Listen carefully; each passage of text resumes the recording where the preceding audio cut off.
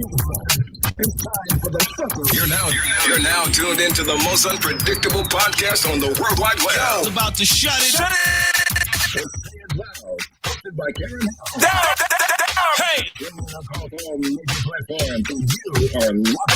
are locked in. Pull up a glass of wine, ladies. Let the Henny flow, fellas. And get ready to turn the fuck up to lit status. It's Karen Hill live on Sayith Loud Radio on your favorite internet platform, streaming live. Yes, it is another episode of Sayith Loud. And in the hot seat today, we have Ashley Cobb, who is would you say a sex educator, Ashley?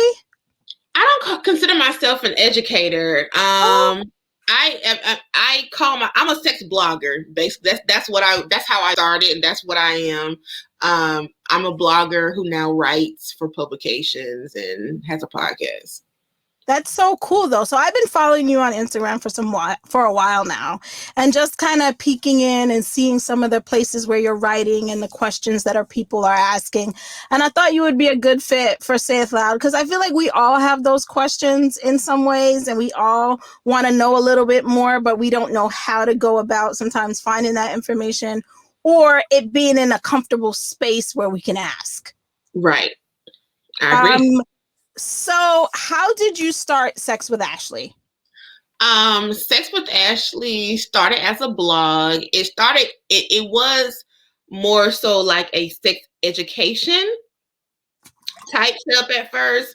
I was just, talking about different things that related to education and pleasure, anatomy, things that I felt as adults we didn't know or we were not well versed in.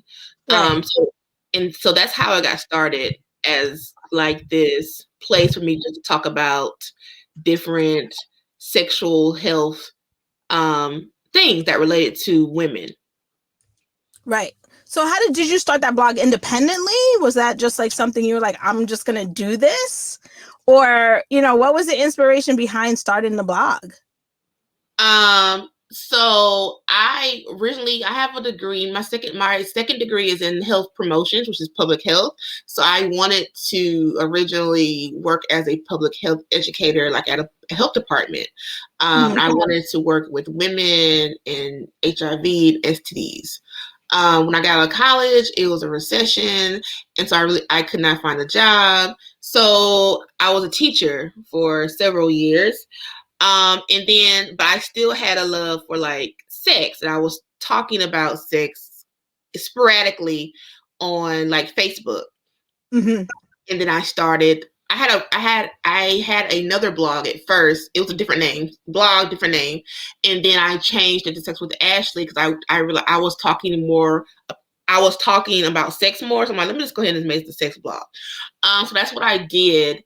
And yeah, so that's kind of how it got started. I got started because I couldn't find a job doing what I wanted to do. And I realized that we still needed some type of like sex education as adults. Right. No, I think that's amazing. I think, first of all, it's amazing that you think like, I can't find a job doing what I want to do, so I'm going to create what I want to do. Mm-hmm. So I think that in itself is admirable, because a lot of people now, we need to think more that way. And then creating a space where people can talk about sex, because like you said, when you go to school and you talk about sex education, it's not the same sex education that you talk about with your friends. It's not the same sex education that you're talking about with your girlfriends when you're 30 or when you're 40. You know what I mean? And so there needs to be a healthy space or somewhere where you can get that information from, depending on where you are in your life. Right. Exactly. I agree. So I think that's really important in creating the blog. And how about the podcast? Because I know you have a podcast too. Yeah, I have two podcasts. So wow. I have Ho and Tell. And so Ho and Tell is a podcast that features anonymous sex stories of strangers. So strangers call in like I'm calling into you, and they, share whatever story that they want to share. And in post-production, their voices are changed and we give them new names and all that stuff. And so that's what Ho and Tell's about. We did that podcast because I wanted to give people an outlet to share. There's things that people want to talk about, mm-hmm. that did or wanted to share. But everybody doesn't want to know. Everybody does not want to everyone know their business, which I totally understand. And so this is an outlet for people to share their dirtiest, deep, darkest, or whatever secret that they may have that pertains to sex. And then I have Gossip and Gasms, which is just me. It's a podcast where I'm talking about all the latest trending topics in the world that week that relate to sex. Excellent. Oh, so that's interesting. That's really interesting. So I didn't even know there was like topics that around the world where people like, were based on sex, like things changing, Well, it is, but it's about like, we talk about sex scandals, things in the news that pertain to like people have sexual assault or people getting arrested for, sex allegations. We talked about a couple weeks ago, the whole Space Jam, the new movie that's coming out, how they changed Lola Bunny because she was, too sexual, stuff like that. And so it's topics that relate to current event topics that relate to the world of sex. And that's what we talk about on Gossip and Gasp. And some of them happen to be celebrities from time to time. That's pretty cool. I think that's a good question too. I mean, I think there should be a space for that because I don't like that they changed Lola Bunny personally. Even though I'm kind of tomboyish, so I'm very like jeans, sneakers, and a hoodie type of girl. But I don't feel like a woman being sexy should be something that we have to like tone down. Right. You know what I mean? Like I feel like if I'm sexy and I'm pretty, then why do I have to tone that down to make somebody else comfortable?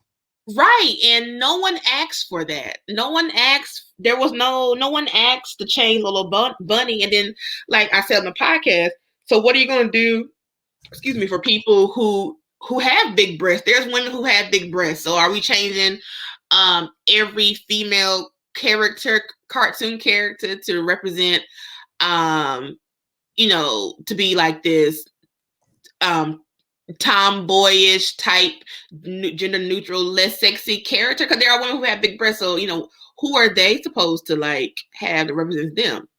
Right. I just feel like it could be anybody though. It could be anything. It's just like why is a woman not allowed to be totally like feminine in a certain space?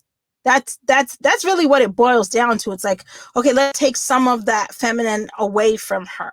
And I just don't think that's necessary in certain spaces. Like, I don't even think the kids, honestly, in the movie coming out, I don't even think kids was looking at Lola Bunny like that. Like, we just watched, when I watched it the first time, and I'm an adult, I wasn't looking at her like, oh my God, she's like Jessica Rabbit, right? Or whatever the case may be. So I don't really see where, I think we're oversensitive in some sense, in some things where we're like, no, we need to turn this down because kids are looking at it. Like, no, if their mom is a beautiful woman and she's a beautiful woman, and then why should we have to like turn that off? I don't get that. I just feel like they were doing a whole lot with that one because no one asked for that. No one asked for this. I mean, I can understand the whole. They removed Pepe Le Pew, and I can understand that.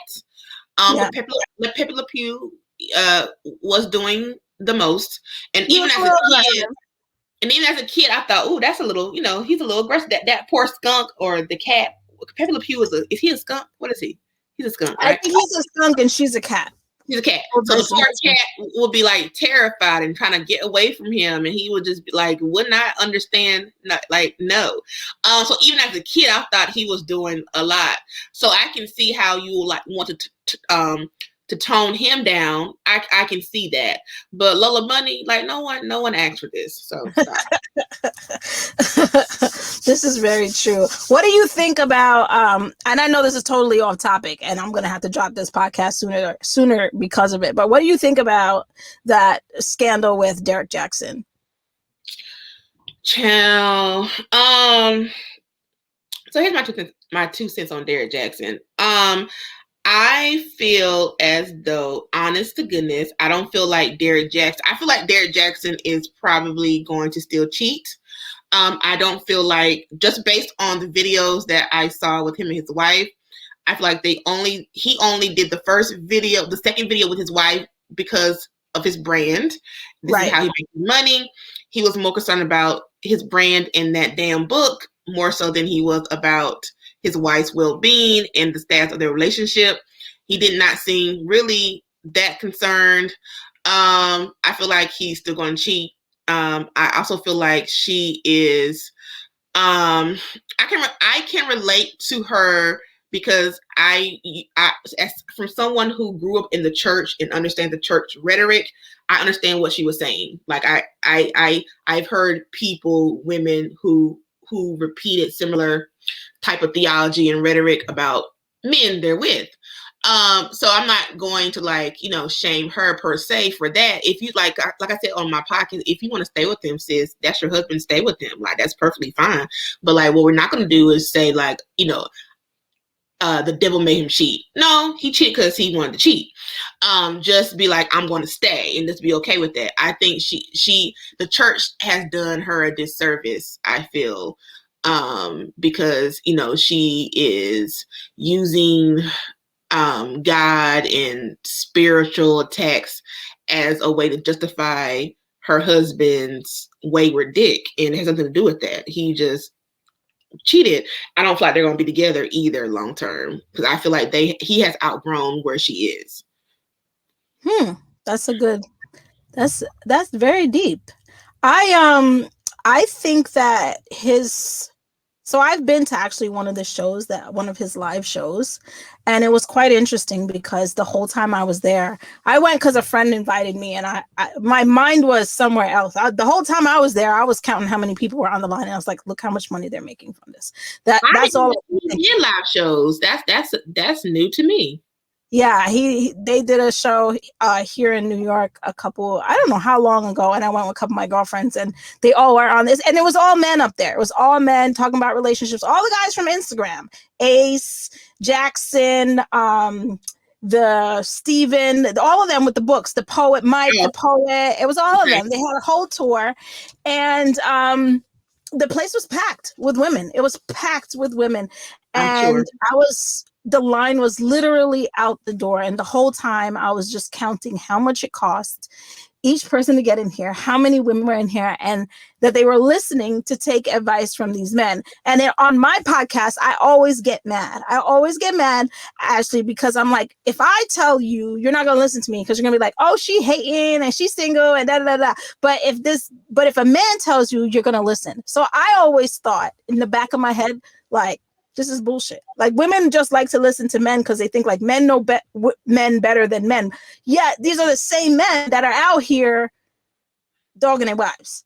You know what I mean? Or and they're all good-looking men. I don't really think they have to try really hard to meet women or to find a date or to get whatever it is that they need.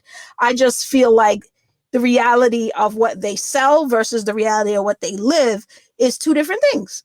And so from the giddy up, I knew like this is a business. But in this particular instance, what I found, having been in a relationship similar and have similar experience of like being married to someone who's out there cheating, I felt like the first thing people do is, because this is what happened to me, it's like, let's go to church together, let's work on this together, and so it comes also like almost like you hide behind that to make an excuse, or to I'm going to fix this, or God's going to fix this, and all of a sudden now this is the focal point of your relationship, where that should have been, if that was the case, this would have never happened in the first place. Right.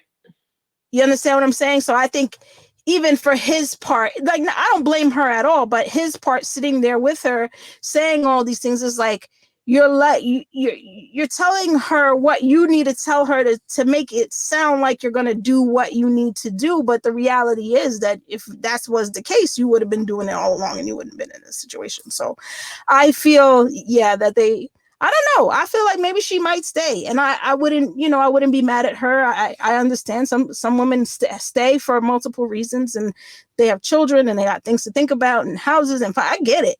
I just don't think that he should prey on her weaknesses and then blame, and then get God involved in all of that. Like, I just feel like I agree with Charlemagne. I feel like he put his wife in the line of fire. I didn't even hear Charlamagne's. Yeah, that's what he said. He said he used his wife as a shield. That's what Charlamagne said. And I agree with him. He put her out there.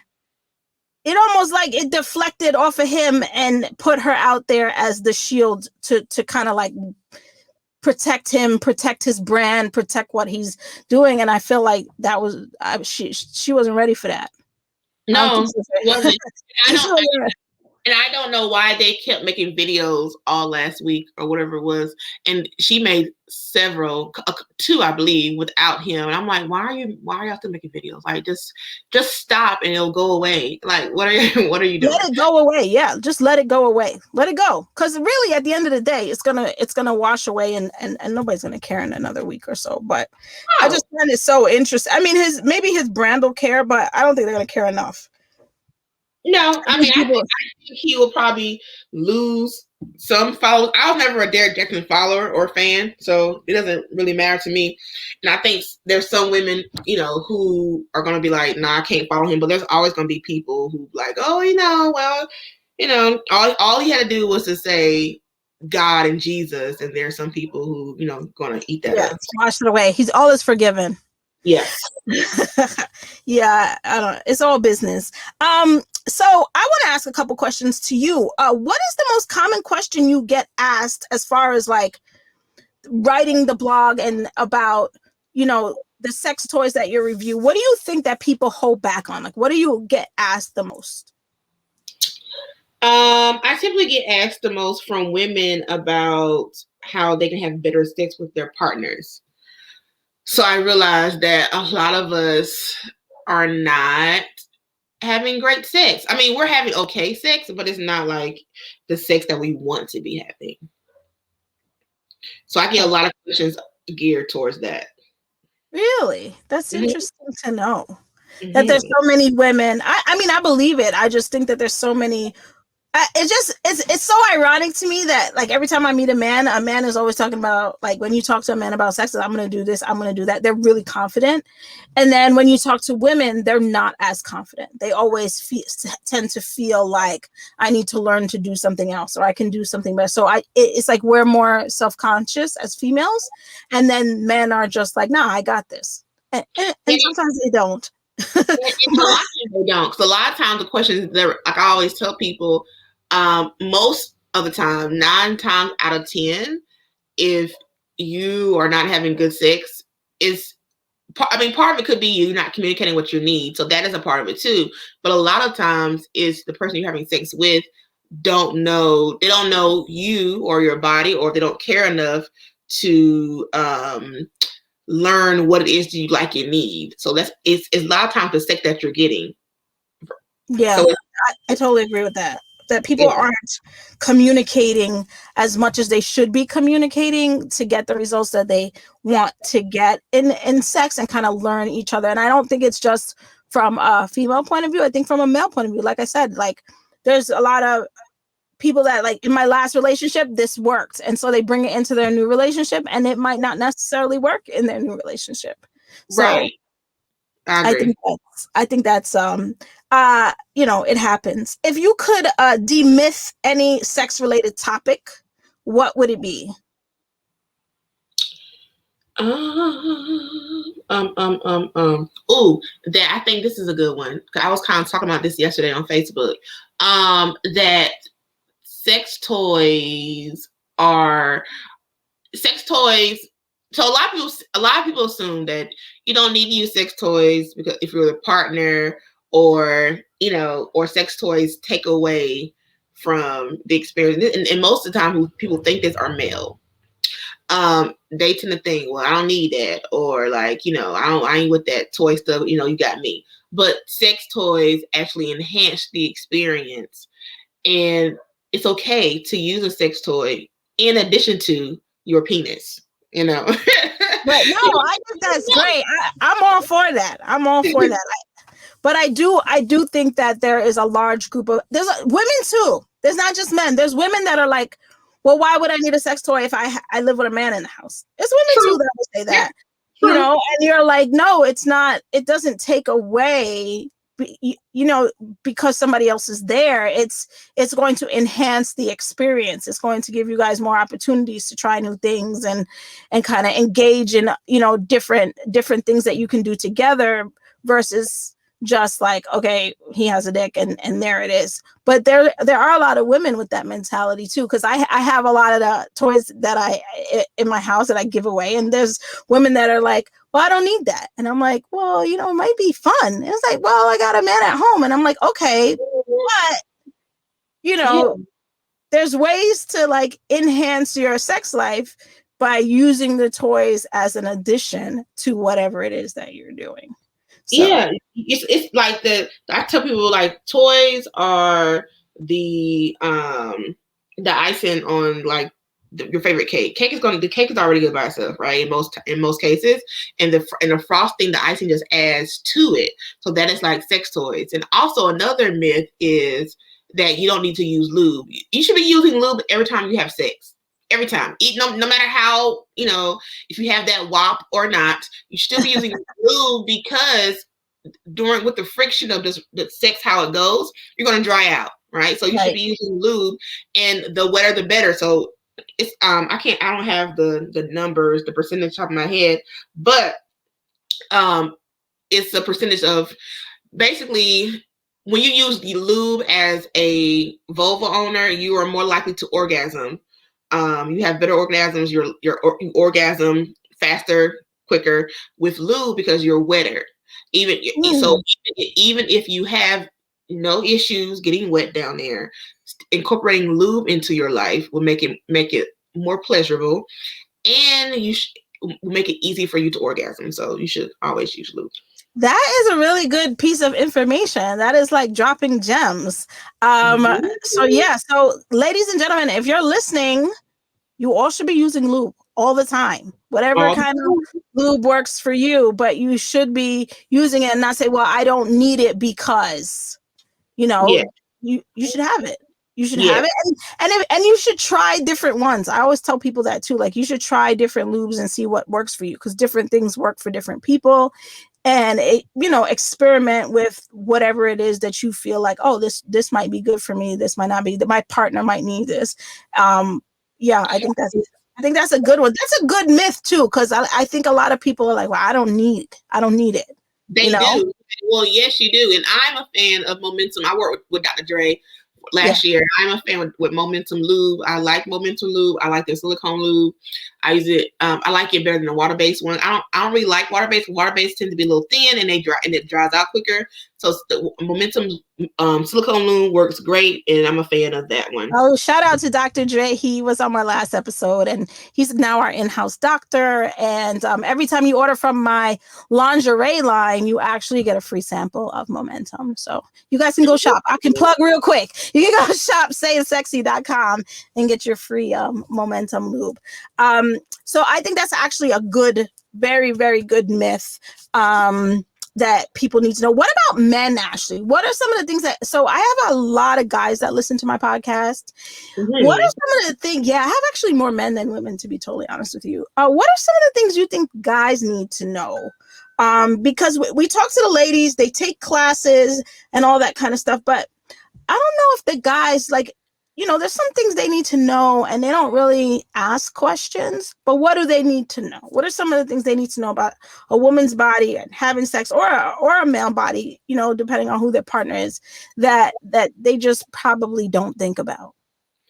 So I talked about this yesterday again on my Facebook. We were talking. I said that, and this is just from my observation, and this does not apply to everyone, but from my observation, when it comes to Black men and Black women are more open sexually, and we are open to exploring and trying new things.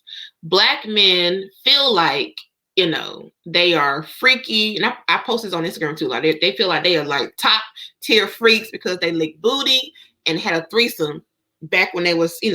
Mm-hmm. And they feel like, oh, you're a freak, but like, no, not really, because they're not open to trying things. And I also think when you mention to a Black man, because I've had a lot of male friends and we've had this conversation, about being open and trying new things, they automatically assume you're talking about either the butt, the booty, or involving another man. There are so many things you can do with sex, with a vagina, that does not involve the ass or another male partner. Okay. Yeah. They go left field with that. They always go there. I'm like, that's not what I was talking about. Now, I know men who are okay with, you know, a little anal play, and that's perfectly fine. There's nothing wrong with that. I always tell people, sex with a woman is heterosexual sex. Also, no one's gonna know what you're doing with your woman but you. So it shouldn't be. You should not think y'all should be talking about outside if you're not comfortable. But you can explore different things sexually without your butt having to be one of those things. There's a whole lot of things to do. Yeah, definitely. They are very closed off, and they feel like they are like these freaky people, and they want these freaks, and then women are leaving them in the dust. And 10 years from now, I feel like, you know, black women, we're having this whole I call it sexual revolution, where we are like finding ourselves and exploring and figuring out what makes us tick sexually. And the men, they're just stagnant. And I understand why they're like that. You know, they have been conditioned to not really explore sexually. You know, they're conditioned to think anything outside of regular penis and vagina sex is, you know, quote unquote gay, or, you know, and, you know, historically, you know, when they say sometimes they don't feel safe discussing some of their sexual fantasies or desires, because they feel they've been outed. They've been talked about. Well, you don't do that. Or, you know what I'm saying? So I get why they're like that. But okay, so but now, like, you guys need to like at least attempt, or at least be open to trying new things, because 10 years from now, when, you know, we're not fucking you guys anymore, you're gonna wonder what happened. And it's because you're not satisfied, and we're light years ahead of you guys. Yeah, I definitely think that women, especially right now, I see it in so many, especially, you know, hosting a show with so many women that are empowered in sex, and so many conversations about sex in classes and yoga and dancing, and all these opportunities for women to kind of like explore their sexuality and celebrate it. And then, you know, like you said, the guys are kind of like vanilla.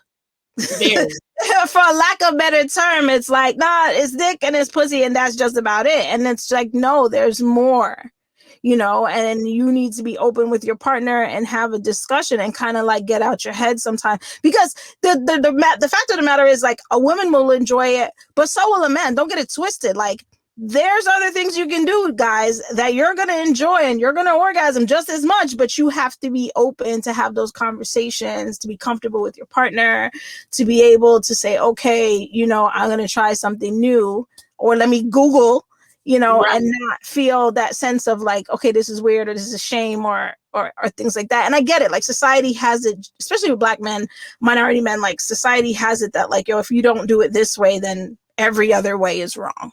Right. And I agree with that. That's correct. But I do feel like there's opportunities there, and things that men could learn if they're open-minded to it. And it's weird, because there's a lot of women in relationships right now who are not sexually satisfied and don't know how to have that conversation with their partner. Yeah, it's a lot. It's a lot of women like that. They email me, and I'm like, child, I don't know what to say. Because you know, there's men who I know, who I've dealt with, who you just mentioned something like, oh, let's use a sex toy, and it wasn't even use a sex toy on him per se. It was just use a sex toy, and it was like, nah, like, would not have it, would not do it. So like, how do you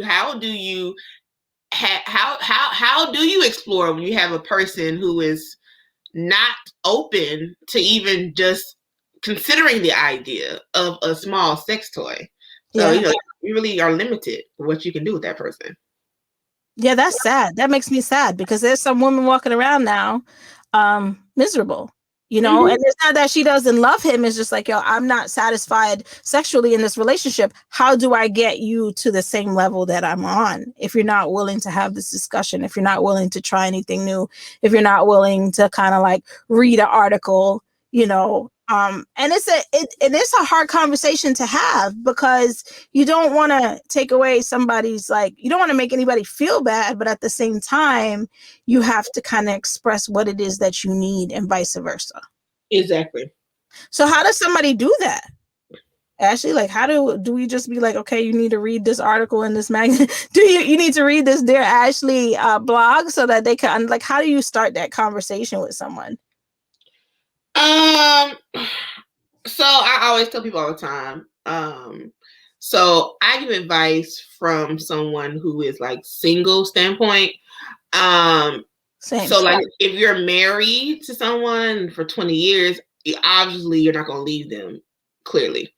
So I from that standpoint, what I would do is I would probably either send over, like, if it's a position or something you want to try, send it over in a text message, like a picture or an article about it, and see what their feedback is. Or you can send over like a porn clip and see what their feedback is, and see if they're even receptive to it first. And if they like shut that down, like, nah, then I don't really know what you do with that. Like, yeah, that's the thing. Force people to do things they don't want to do, and if you are, you know, single and sex is important to you, I would say, well, you need to find someone who you're sexually compatible with. Right. But if you're with someone long term and you know, y'all have a whole life together, I don't know what you do with that. I don't know either. I think communication is key. I really do. I think communication is key, and being open-minded. And then I think also being honest with yourself and saying, okay, this relationship with this person might never be what I want it to be. And then you got to make a decision. Right. You know, because the fact of the matter is that I think everybody has a different love song, and then every person has a different sex song, and sometimes your compatibility when it comes to sex may not be the same thing, you know, and we have to, there's a reality behind that. Like, it could be the best person in the world and you love them, and that's great, that's cool, but that doesn't mean that you're going to be sexually compatible. You know, right. And I think we have to be honest about that and say, okay, we are or we aren't. If we're not, then how do we work through that? If we're both committed to working on that, or just we're not. And that's that. Like, I think that a lot of times when we think about relationships, we think about every other part of the relationship. Like, are they financially stable? Are they handsome? Do they want children? You know, what schools did they go to? We look at all of those things. As you know, when we're picking a partner, we don't really think about the fact that, like, okay, they have all these things, these check boxes, but sexually we're not compatible. That's why I tell people, have sex first. I know that's so not like what people say. Have sex before you get married. Have sex before you catch feelings. Have sex before anything. Have sex first to decide if you guys are sexually compatible or not, because that's a real thing, and then build off that. Like, yeah, because I mean, I actually totally agree with you. I think people need to have, like, you need to have sex before you get too far in the relationship to be like, you know what, this doesn't work for me, or, you know, I might end up cheating on this person because of what, you know, I'm not satisfied. Like, I think that should be something that people think about in how they navigate their relationships, because you might end up with somebody and you're just like, nah, this ain't it. Like, this is boring, and, you know, it's very vanilla, and she's not into this, he's not into that. And then now, you know, you're just with a person that you're not happy with in that particular area of your relationship. Yeah. I don't know what to tell them. I don't really have advice for that. I think you got to look how much you want to be in the relationship and how much you want to fix it. And I think sex too, a lot of people don't understand, like, you have to work at that part of your relationship just like you got to work at any other part of your relationship. Yeah, sex, you know, in cases is not automatic. It's something that you have to not build, something that you have to work at and develop over time, right? Because I don't know this person, or this person's new, and I can't just automatically assume what worked for last person gonna work for this person. So I have to learn my partner, and so sex is a learned thing. Now, with that being said, there's some people who, no matter what you do, it's just not going to be any good. Right. So I wouldn't say like after 2 times it's still trash, leave. No, but like if it's like been like a month or something, and it's not getting any better, and then it might be just you're not compatible, and it might be time to be like, no, this is not gonna work for me. Right. Yeah, I get it. I feel like people need to kind of make that a priority in their relationships and what they're thinking about. So my next question to you is like, what are some, I know that you review toys. So we want the goods, Ashley. Like, what are some of the toys that you feel a guy needs to have, a girl needs to have, a couple needs to have? Like, what is your top 5 that you're like, okay, you guys need these in the house? Ooh, top 5. So the wand is, that's top one, because you can use wand for everybody, him, her, them, it doesn't matter. So a wand, also a bullet too. You use a bullet on everybody, and bullets is very easy. It's less intimidating. It's not noisy. I like the masturbator sleeves for men because they can use it themselves, or you can use it with them on a blowjob. They help to relieve your mouth, so you can just be stroking him with a sleeve, and it gives like the same effect as your mouth there. So that's one. You guys should be writing this down while you're listening to this. Like, run that back because you should be writing it down. Yeah, and then like I think one that's kind of cute for couples to use. Anyone that has like the Bluetooth kind of vibes, where like one person controls it on the phone and the other person is wearing them. Those are make for really fun and fun toys to use, like when you're out and about or whatever. It's just a fun something to do together. Right. And let me see, one more. Something like I'm into like BDSM type stuff, so I like things like swings and not clamps, but like bondage gear. So like handcuffs and ankle cuffs, stuff like that. I think that's also fun to use and to have in your play chest to use from time to time. All right, guys. So I had an episode once and I said, what's in your hoe bag? And I said, everybody needs to have a hoe bag. But it's not really a hoe, but you know what I mean? Like an adult toy box. Everybody needs an adult toy box. So let's go over this again, Ashley. Everybody needs a wand. And yes, you can use the wand on both of you. Yeah. Y'all got to read about that prostate stuff. Y'all got to learn that. A bullet. You guys can both use the bullet. Let's see. Yes. What else did you say? This like stroker sleeve. The stroker sleeves, yes. Every woman, because so your mouth don't get tired and your arm don't get tired, get a stroker. If you get a stroker sleeve and some of that Momentum lube, you good to go, sis. I promise you, you are good to go. Like, sir, you are good to go.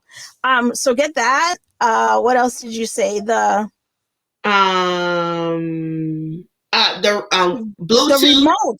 The Bluetooth toys. So they have these toys that I don't know if everybody knows this, but they have these toys where you download this app on your phone and it connects to the toy, and then you can control the toy from the app. So one person has the app on their phone, the other person has the toy. Hopefully it's inserted or somewhere where you're like feeling it, and then you can control it with your phone.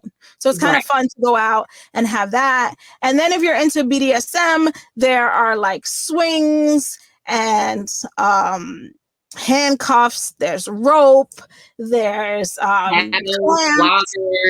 Yeah, floggers, there's straps, there's all kinds of like fun stuff that you can put in your adult toy box and put in your hoe bag and have a good time and enjoy each other. And I think when people talk about their sex life, it's always crazy to me that people get married and they're like, if you don't want to have sex anymore, get married. And I'm like, but now you have someone so comfortable with you that you're going to be with, you can do anything you want. Why not make it fun?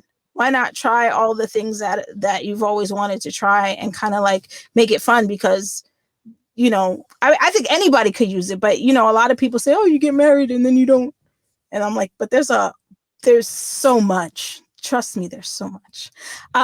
So yeah, so thank you so much, Ashley. Can you let everybody know where they can find you? Yeah, so I'm available everywhere at Sex with Ashley. Instagram, Twitter, Facebook, Clubhouse, TikTok. It's all the same name. So if you're ever looking for me, Sex with Ashley, that is how you found. That is how you found. So Ashley, same thing.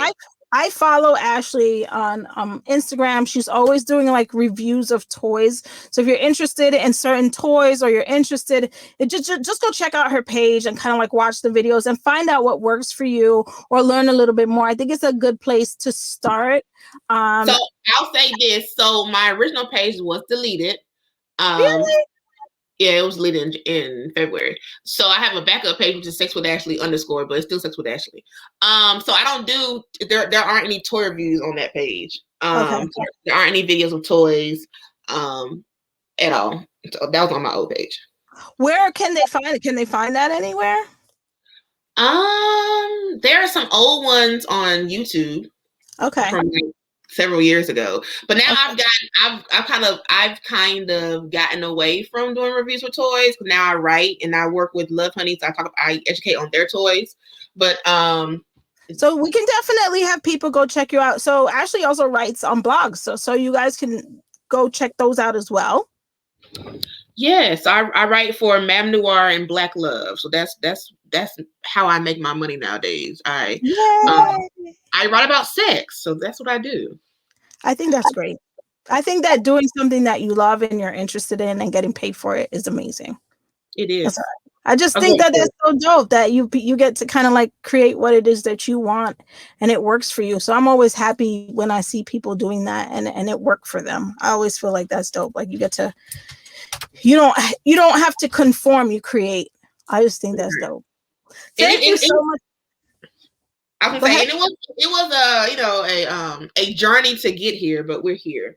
But yeah, thank you for having me. I think that's what makes everybody's journey so much more appreciative, to know that you earned it and you worked for it and it's yours, and the value of it is so much more when that happens. I agree. Yes. So everybody check out Sex with Ashley, Instagram, Twitter, Facebook, Clubhouse, Pinterest, you name it. Thank you so much, Ashley, for stopping by. I appreciate you. I'm following you, and I'm here to support. Well, thank you. Thanks for having me. You're welcome. Hold on.